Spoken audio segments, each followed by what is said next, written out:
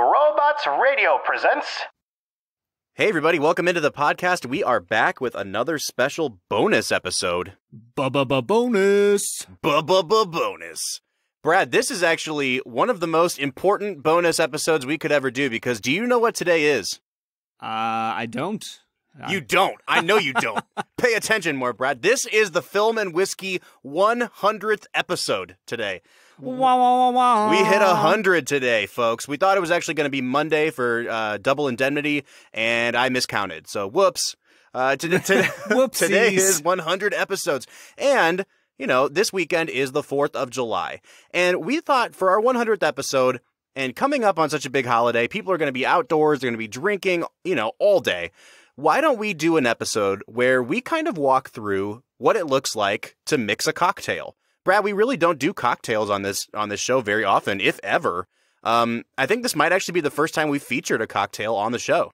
Bob, I'm so excited to get into cocktails. I mean, if there's anything better than straight whiskey, it's having whiskey with some friends as a mixer. Honestly, one of the ways that I got into whiskey drinking in general was literally still to this day, one of my favorite go-tos at a bar, a Jameson and ginger. Yeah. It's the easiest cocktail in the world. You mix a little bit of ginger ale with a little bit of Jameson and boom, you have an amazing drink. Absolutely. And Brad, we have people that listen to the show that aren't huge whiskey drinkers. And like you said, this is a great gateway into trying whiskey. And so today what we're going to do is we are going to break down in a very simple way how to make probably the world's most popular and famous whiskey cocktail, the Old-Fashioned. And in order to do that, we decided to break the Old-Fashioned down into all of its component parts. We're talking about the sugar. We're talking about, the alcohol that's used. We're talking about the bitters. And in order to kind of explain how each of those components influences the cocktail, we actually reached out to a bunch of companies that are going to help us do that. So we have some simple syrups that we're going to try that are different flavors than just your standard sugar and water simple syrup. We have a company that sent us what's basically a pre-made old-fashioned in a bottle. All you have to do is add the alcohol. We're going to go into that. We have a company from Chattanooga called The Bitter Bottle that sent us a bunch of bitters to try in place of your regular Angostura bitters that you would use in a cocktail. But before we get into all that, Brad, you and I were talking a few days ago about this episode, and you were asking me, where did the name cocktail come from? Why do we call them cocktails? And I was like, you know what? I have no idea. So I looked it up and, they gave the definition of a cocktail, and it basically says that a cocktail is any mixed alcoholic drink. It can be two alcohols mixed together. It can be an alcohol mixed with water or fruit or any other substance. As long as it's not just straight alcohol, it's considered a cocktail.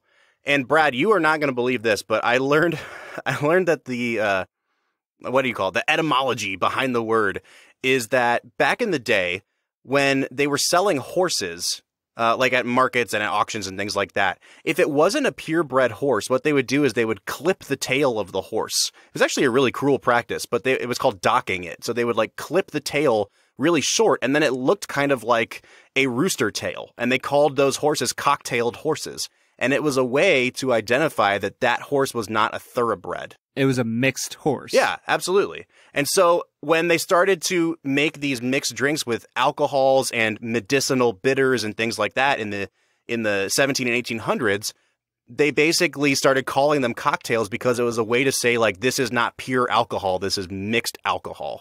So that's where we get the term cocktail from. I feel like this is one of those PSA, the more you know moments. Yeah, it really is. I had no idea. I think it's a really cool, background to it. But Brad, you are way more experienced at this than me because little known to Film and Whiskey Nation, you actually went to bartending school for a while, did you not? I did. I was a bartender for a while. During my master's degree program, I worked as a chaplain and I worked as a bartender. So take that, the establishment. The best of both worlds. It really was the best of both worlds in a lot of different ways. But yeah, so I spent some time in the mixed drink world. Lots of being a bartender is pouring beers. Little known fact, they sell a lot of beer at bars. But I did spend a lot of time learning how to make a cocktail. And I guess I would say this, if you have ever experimented, not with making a cocktail for yourself, because that's pretty simple, but if you've ever had a large group of friends over and been like, hey, I'm going to make cocktails for everybody, you quickly learn the truth that all bartenders know. is that bartending is a mixture of competence and efficiency. And usually the two go together. And what I mean is you want to make something that tastes really, really good, right? But you also don't want to make something that tastes really good once. You want to make it over and over and over and over again. So the ability to be efficient with how you make your mixed drink is so important, and you want it to come out great every single time. You don't want to cut any corners, but you also want to find the fastest way to do it.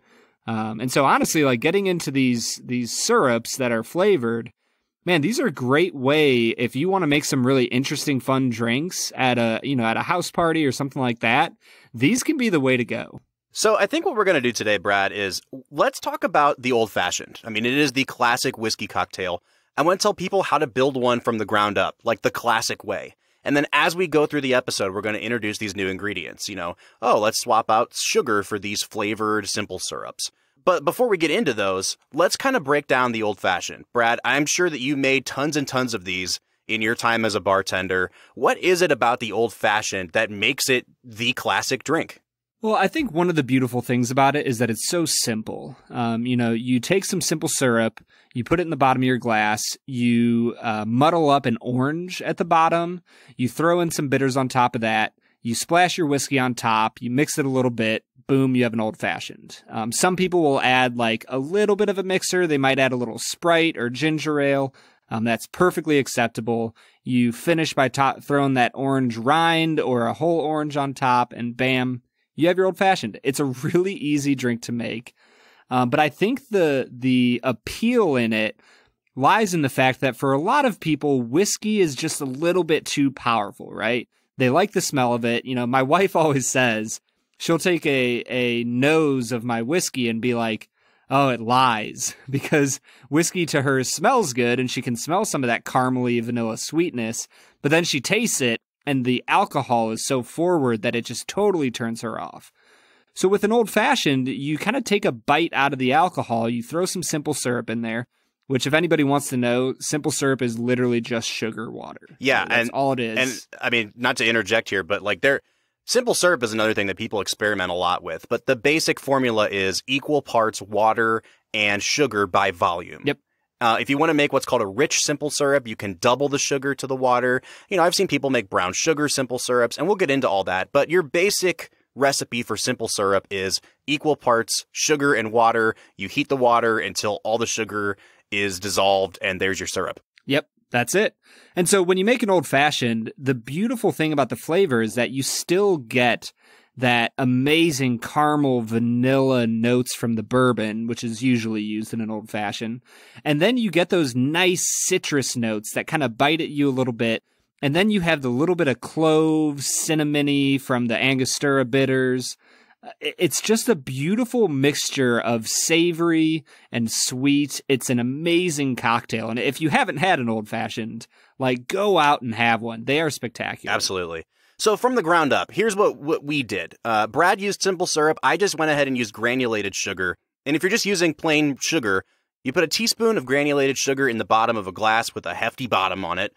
You add 2 to 4 dashes of bitters. Usually what people use is a brand called Angostura bitters. You can get any kind of bitters that they sell in the liquor department at your local grocery store.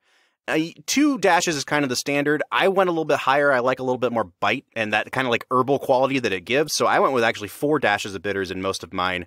You add a little splash of water if you're using granulated sugar, and you muddle that all together until you get kind of a nice paste formed at the bottom of the glass. Dump 2 ounces of either bourbon or rye on top of that, and then you stir it with ice, and you garnish with that orange peel like Brad was talking about. It is an incredibly easy drink to make. But Brad, that is enough talking. Let's get into trying some old-fashions today. Now today we are using a bourbon and a rye that comes from the Blue Note Bourbon Company. Last season we actually tried their small batch select. Today we're trying what's called their Juke Joint Bourbon, and we are also trying their Riverset Rye. And those are going to be our bases for our old fashions. I think these are both fantastic mixing whiskeys. They have just that nice subtle flavor of rye, a nice subtle flavor of bourbon. It's really good for kind of establishing a baseline. And so that's what we're going to be building with today. Brad and I have an old-fashioned made with bourbon and an old-fashioned made with rye in front of us right now. Brad, Explain the difference that you're tasting in the two of them. Honestly, Bob, there's a lot of similarities. You know, you're using the same ingredients for both outside of the rye. I think that the rye, it's just a lot spicier. I notice the bitters a lot more than I do in the bourbon. I think if you're making a rye old-fashioned, you should probably go a little bit lighter on the bitters. Because you're already getting a little spicy with the whiskey. You're getting a little spicy with the Angostura. So that would be the main difference. Whereas, you know, the bourbon, man, that's just a classic. You're getting all of those nice citrus and savory from the bitters, and it's an amazing mixture. Yeah, one thing I definitely notice is that the natural flavors in bourbon tend to amplify everything else that's sweet around it in the glass. So like my bourbon old-fashioned, again, same proportions between the bourbon and rye. My bourbon old-fashioned tastes like 10 times sweeter than the rye. And that just has a lot to do with the grains that are being used. You know, you have that sort of rye bready quality to the rye. And like you said, Brad, it's a little more harsh. It's a little more spicy. So it really just depends on, are you the kind of person that likes a cocktail that's sweeter? Or are you the kind of person that wants a little bit more bite? You know, personally, I don't really go in for sweet cocktails all the time. And so the rye is doing something for me that you normally don't get with an old-fashioned. Yeah, I would totally agree. The rye is a fun twist on the old-fashioned that all you have to do is switch up what whiskey you're using. You know, you don't have to change anything else. Just pour 2 ounces of a different type of whiskey and boom, you're good to go. I think that there's other whiskeys that could be good in the old-fashioned. I do think that Jameson is a good whiskey to use in old-fashioned. It's so sweet and smooth and bright. I think it leans more into the orange flavor when you use an Irish whiskey. So yeah, go ahead and try different whiskeys in your old-fashioned. It's a great way to mix it up. Well, and that's exactly what we're going to do today, Brad. You can play around with all of the different components, even in a cocktail as simple as this. And we're gonna make this our playground today. We actually have, I think, Brad, you have 8 old-fashions over there. I have 9 old-fashions over here on my side. We are going to get hammered drunk, my friend. And I don't know about that. I'm looking forward to it. I will be taking small sips of each. Sure you will, Brad. I have photo evidence of what's going on.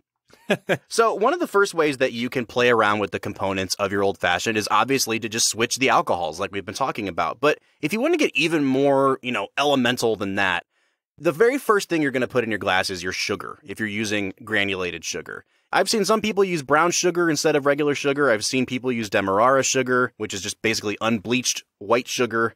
I've seen people use maple syrup in their old-fashions. Getting into some bougie sugars here, Bob. Yeah, man, I'm telling you. If you don't want to just use regular granulated sugar, then you can play around with your simple syrups. And that's why we have these 3 bottles that a company called Route 23 sent to us. Route 23 makes simple syrups. That's what they do. They're located in Columbus, Ohio. You know, Brad and I are both Buckeyes, so we are happy to be highlighting a local business here. And they sent each of us 3 different kinds of their flavored simple syrups. We have one that is a cherry almond, one that's a vanilla ginger, and one that is a pear rosemary. And Brad, I want to see, you know, first of all, when I just kind of take a little taste of each of these, they're very, very sweet, but the flavors really come through like really, really beautifully. Yeah, Bob, I think for me, all 3 of them definitely had distinct flavors. The cherry almond was good, but it didn't really, I don't know, it didn't quite do it for me. The pear rose definitely was a unique flavor. I don't know if it's something I would want all the time, but I did like it. The vanilla ginger, though, I really love ginger as a flavor, so that one stood out to me. I really liked that vanilla ginger.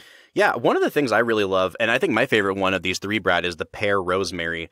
This one has a really subtle flavor. It's got this great kind of pear nectar flavor, but then you get that really kind of subtle herb underneath it as well. These retail for $10 a piece. You only use a 1/4 ounce in each drink, though. So, I mean, we're talking about like at least 16 drinks that you could make with this. We have little 4-ounce samples here. On their website, they sell 200 milliliter bottles. So it's actually much bigger than this. It'd be like a 6-ounce bottle. So you could make, 24 drinks? A lot. Yeah. So you're talking, yeah, basically. And what we did is we made an old-fashioned with each of these. So, Brad, walk us through. Which one do you want to start with? The one made with pear rosemary, the one made with cherry almond, or the one made with vanilla ginger? Let's start with the cherry almond. Cherry almond is actually their best-selling syrup. I asked them today, and they said people seem to really love the cherry almond. So let's get into it. It is interesting. On the very opening tip, I do kind of taste it almost tastes like a Code Red Mountain Dew or a cherry cola type of, like a cherry Coca-Cola. Mm-hmm. It definitely gives you those hints, but it's not overpowering. And I think the more I sip on this, the more I actually like how relaxed this cherry is. It's not going to knock you out of the park. Yeah, I think that the cherry is definitely the prominent note here. And so we made ours with bourbon. You could make it with rye.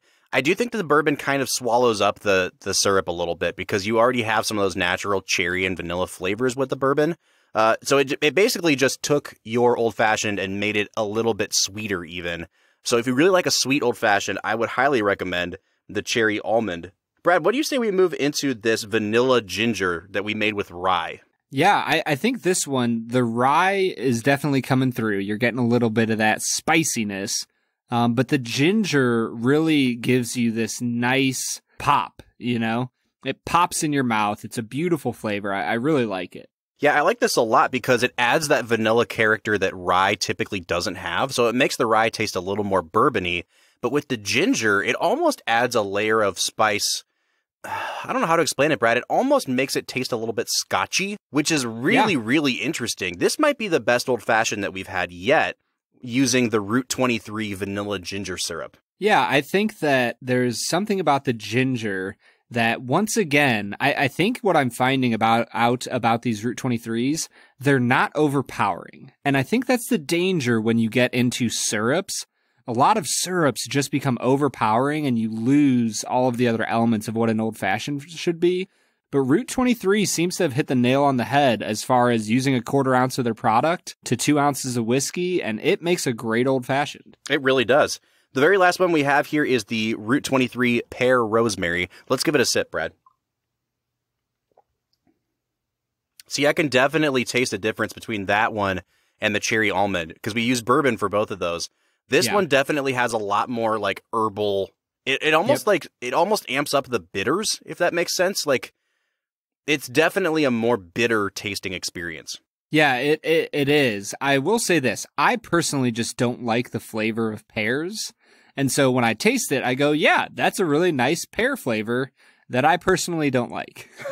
But I think about how like different people will judge, whether it's like food judging or things like that. At some point, they taste things that they don't like, but they can recognize, oh, that's a good flavor, even if I don't like that specific flavor. And that's kind of where I'm at with this one. So the reason that we're featuring Route 23 is kind of a way of sparking everybody's imagination. You can do whatever you want with simple syrups. You can add ginger, you can add fruit. As long as you're straining it out, then you have a fruit-infused simple syrup.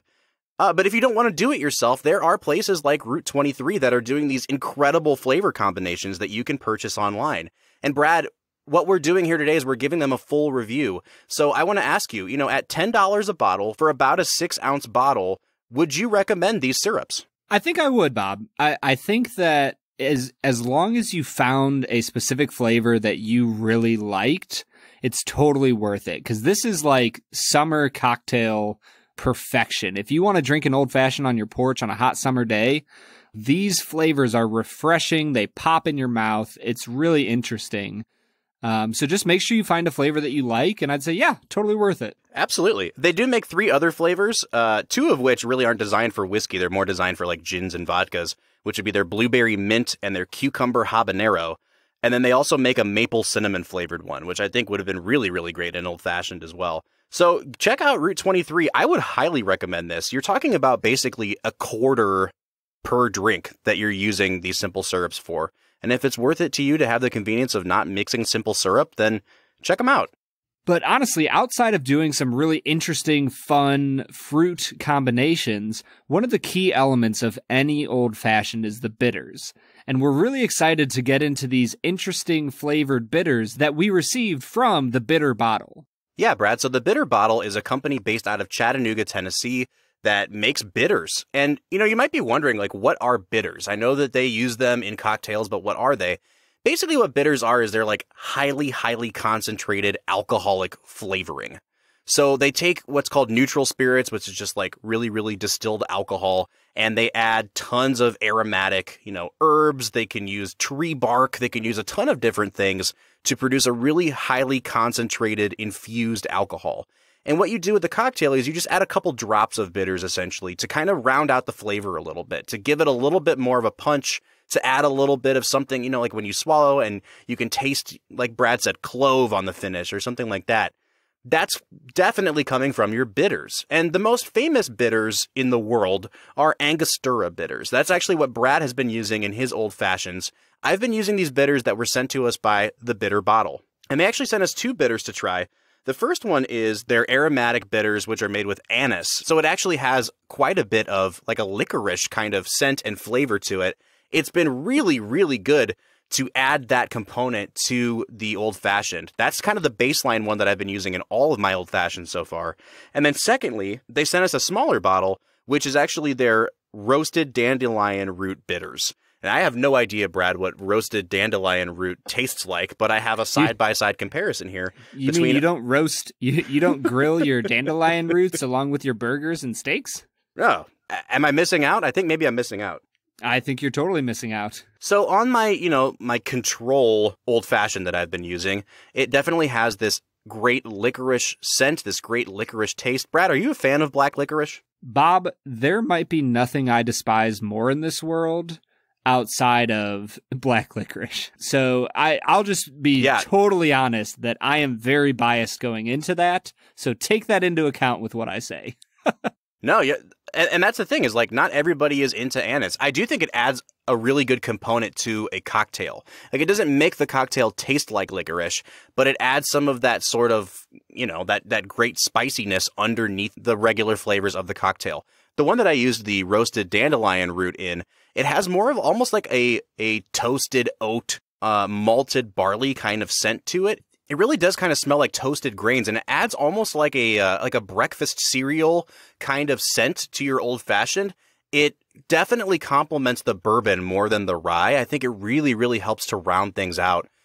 Brad, have you ever experimented with different flavors of bitters before? I have never tried any different bitters. I usually have only used Angostura, or there's a few like off-brand Angostura that you might use at the bar, but Angostura is pretty much it, man. Yeah, Angostura definitely is the most famous one. There's another one called Peychaud's bitters, which is used in a lot of drinks kind of like down in the South, like on the Bayou. There's a few specific cocktails that use those bitters. But these are fantastic, Brad, and they sell them in 4-ounce bottles. They cost $25 a piece. Here's the thing, though. Bitters are not cheap. Like, if you go to the liquor store and you try to pick up a bottle of Angostura bitters, it's probably going to cost you about somewhere between $15 and $18. So here you've got one that's $25, but it's a completely different flavor. You can see the ingredients list on their website online. Everything is organic. They try their hardest to keep everything sourced within Chattanooga where they are. And actually the whiskey that they use as their alcohol base is Chattanooga whiskey, which we've reviewed on this podcast before. So I really, really love the bitter bottle. If you are looking for a really interesting, kind of unique flavored bitters to kick things up a notch with your cocktails, I would highly recommend checking out the bitter bottle. But honestly, Bob, there is a certain point in your house party where you might be, winding down at your derby party and you're starting to think to yourself, man, like I have mixed 87 drinks. If I have to mix one more drink, I'm going to wring my friend's neck. And when it comes to that point, you're feeling a little warm and fuzzy yourself. You don't feel like making another mixed drink. Oftentimes, there's a lot of companies that have syrups out there that do the mixing for you. You literally just have to mix the syrup in with some whiskey, and boom, you have a mixed drink. It cuts your prep time down in more than half. It's one of the easiest ways to make a drink, and we have been lucky enough that Proof Syrups sent us a few of their samples, and I'm really excited to try them with you, Bob. Yeah, so Proof Syrups were actually developed by a group of bartenders in Decatur, Georgia. And they wanted to be able to send their patrons home with everything they needed to make themselves an Old Fashioned or some other sort of cocktail. And so they sent us 3 different kinds of their syrups to try. The first one is an Old Fashioned flavor. The second one is maple bacon. And the third one is pecan. And we're going to try all 3 of them here with our Old Fashioned. So basically what we're doing is we're just swapping out our sugar or our simple syrup and our bitters with this. And it's literally just a ½ ounce of this syrup with 2 ounces of your preferred whiskey. So rye or bourbon. Brad, let's get into trying these Proof Syrups. Well, Bob, I'm already a little bit ahead of you. I've tried the proof just regular old-fashioned, and I'll tell you what, man, I would not, if somebody served that to me in an opaque glass that I couldn't see if there was a garnish or what happened, I would believe that was just a normal old-fashioned. The bitter flavor is just right. That orange citrusy notes are just there. This is a really good old-fashioned that all I had to do was pour 1.5 ounces of this syrup, 2 ounces of my whiskey, boom, I was set. So I'll say this, Brad, I'm in a little bit different spot than you are. I think this is a really good mixer. I think that for me, like, there's not quite enough of a bitters flavor to this. I'd like a little bit more there. It's very sweet. But the thing that I love about this is that they leaned into the orange flavor. Like, this definitely has some great orange flavoring to it. I would probably recommend either adding a dash of bitters or adding maybe like a 1/4 ounce more bourbon or rye. For me, it's just a little bit sweet. But you're right, Brad. Like, if somebody served this to me at a restaurant, I would think that this was just mixed by hand like a regular old-fashioned. And literally all we did was 1/2 ounce of this, 2 ounces of whiskey. We made this one with bourbon. There's a tremendous amount of flavor in this, and it doesn't taste artificial. And I think that's the thing that really is the key here. It's not just like a super sweet, high fructose corn syrup tasting syrup. It tastes like it has all the components of an old-fashioned in it. Right, Bob. And that's the big fear, right? The big fear is that, this is going to taste processed. It's not going to taste fresh. I'm not going to taste a fresh orange in there. And it's going to be subpar because of that. And honestly, that's a worry that I have. I don't want to drink a subpar old-fashioned. I want to drink something that's really good. And I'm not going to lie, Bob, this proof is really good. Yeah, it really is, Brad. So what do you say we keep it rolling here with the pecan flavored?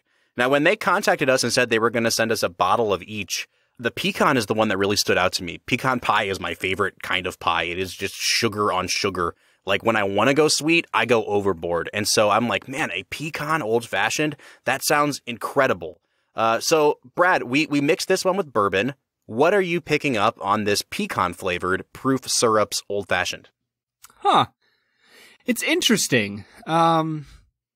I think it just tastes a little bit sweeter than the last one. Yeah. I don't know about you, Bob, but I'm not picking up any specific pecan flavors. No, there. like, if you hadn't told me this came out of a bottle labeled pecan, like, I would not have picked that up at all. There's not enough of that sort of nutty flavor to it. There's a really great liqueur called Riverset that is pecan flavored, and it is the most delicious thing I've ever drank in my entire life. And I was kind of hoping this would be a little bit more like that. This one lacks the orange flavor of the original.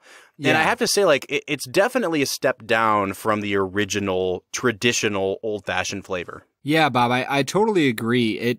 It honestly, to me, doesn't taste like an old-fashioned. I think that it's missing out on those orange notes, and it's also missing out on the pecan notes that it promises. It's a little bit of a letdown. For sure.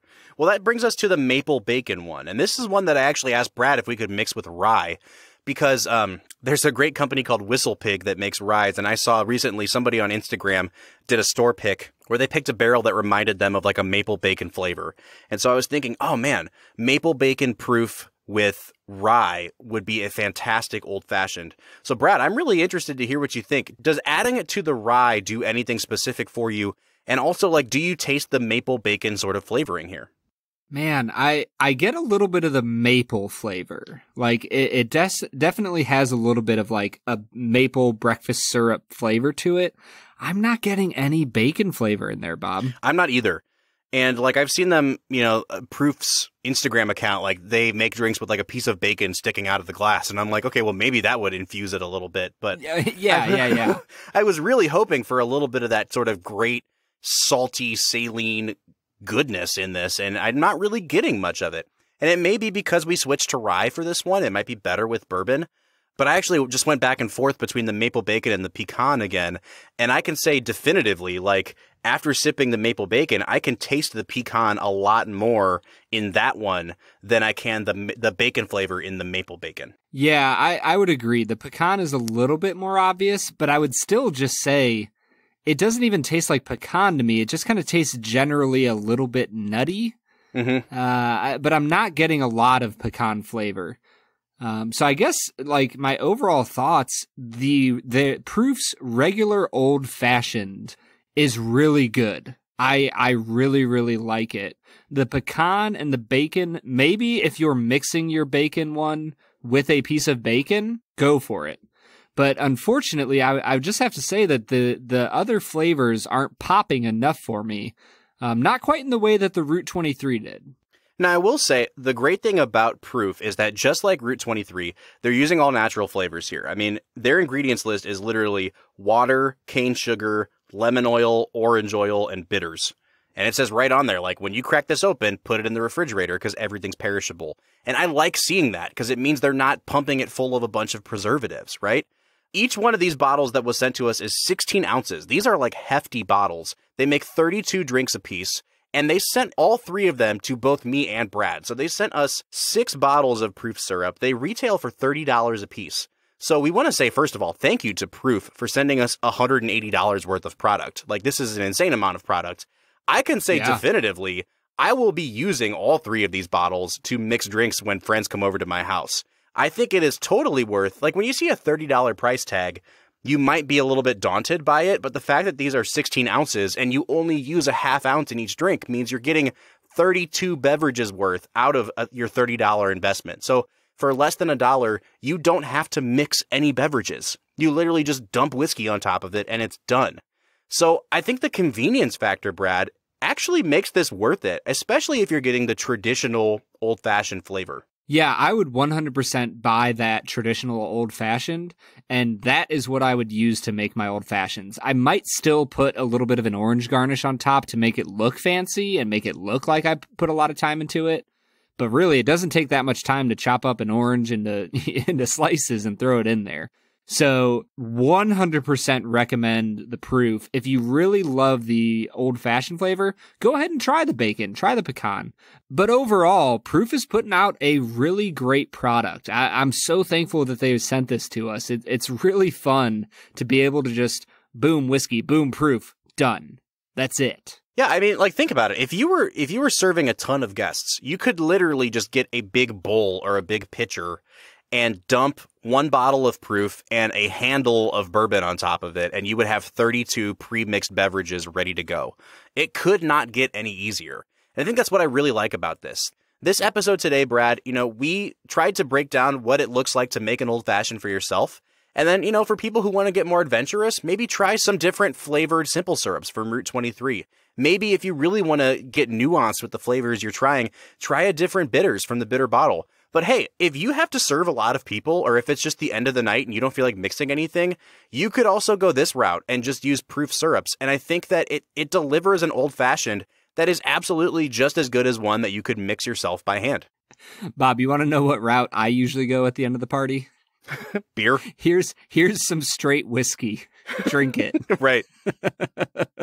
Well, Brad, I hope that you have enjoyed drinking through all of these old fashions with me. I hope this was informative to our listeners. I hope that everybody has a really pleasant and celebratory 4th of July. And, honestly, if you can find some Proof syrups around you, you could be making these for your whole party for your 4th of July outdoor, cookout. And your guests will be impressed. So yeah, go check them out. Guys, have a wonderful 4th of July.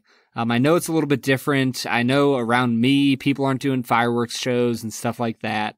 But the important thing with these big, national holidays is be with family, love on the people that matter most to you. And honestly, go enjoy a good cocktail with them. Brad, this was so much fun. We got to get some cocktails on this show more often, I think. And for the Film and Whiskey Podcast, I'm Bob Book. I'm Brad G. And we'll see you next time.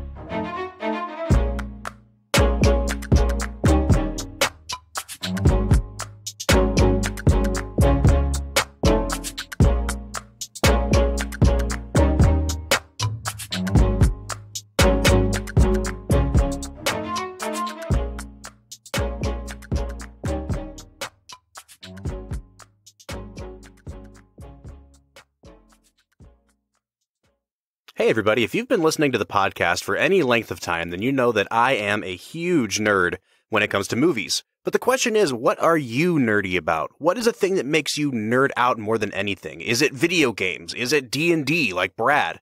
We know you have something in your life that you like to be nerdy about, and for the inner nerd in all of us, there is a place called Loot Crate. It's a subscription service that sends all kinds of different bundles directly to your door with different kinds of themes. If you're a fan of the Robots Radio Network, you may want an Elder Scrolls themed box. You may want a Fallout box, a Marvel box. There's gaming, there's anime, there's tons of different subscription themes that you can sign up for at Loot Crate. The great part about a Loot Crate box is that they try to give you a variety of things each month that actually have more value in the box than what you would get buying each thing separately. And the best part is that we, as a part of the Robots Radio Network, are excited to be able to offer you a 15% off your first order with Loot Crate. If you're interested in checking out Loot Crate, make sure you use the link in our show notes. Go to the episode that we're listening, the show notes there, and click the exclusive link that we have there. And make sure you enter the code ROBOTSRadio at checkout. You have to do both things. Click the link and enter the code ROBOTSRadio for 15% off your first purchase from Loot Crate.